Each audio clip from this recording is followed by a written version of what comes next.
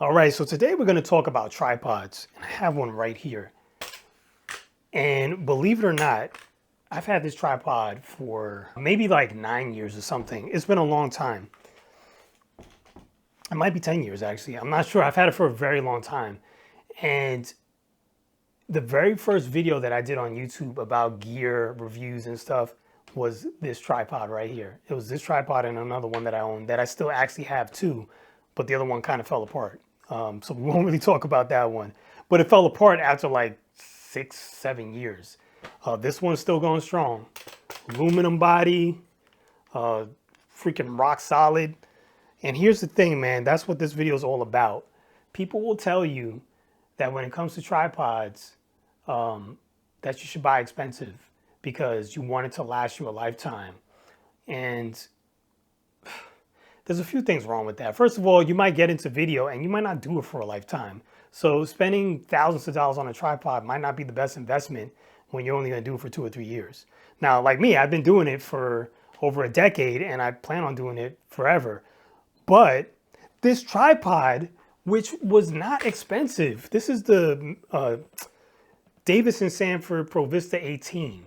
This was like one of the cheapest ones you could buy from B&H that had a fluid head on it, like a good fluid head.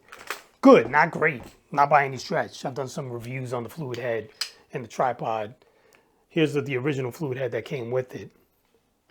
You know, you get smooth pans and tilts out of it. It did what it was supposed to do, as advertised, but definitely not the best. But the thing still lasts nearly 10 years later. I still have it.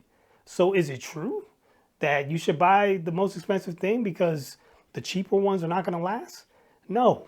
I think what you should do is read the reviews, right? That's what I do when I buy anything. It's very simple. Read the reviews. If the reviews are good and people say, hey, I've had it for 5 or 6 years, this thing is still working, then maybe you should buy it, you know? Look at the specs. Is it doing what you want it to do? Buy it. Here's the other thing. If you're going to put a freaking GoPro on top of it, or like your camera, your camera phone, or you know, your old Canon Rebel or something, why would you buy a tripod that costs like $10,000 or $8,000 or $7,000, $5,000, $3,000, whatever, thousands? I wouldn't go into the thousands personally. I just don't think it's worth it.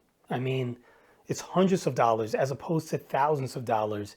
It's still going to get you good results. You can still pan and tilt smoothly when you're not using super, super heavy cameras. And let's be real, most of us don't really use super heavy cameras anymore. We have small things like the FX30 that's shooting me now. It's a very small camera. You just don't need these giant cameras with these giant sleds to adjust and do this and do that. You get that stuff when you're doing really, really big productions with really big cameras and you got all the rigging and supports for the lenses and the da-da-da-da-da-da-da. That's when you get those real serious tripods. But for the smaller stuff that I think a lot of us are doing, small rig Freeblazer, Davis & Sanford Pro Vista 18 or a Benro, whatever, it's probably going to get the job done. So anyway, I hope that's helpful for you guys. As always, I'm Mike Turner. Thanks for watching, and I guess I'll see you soon.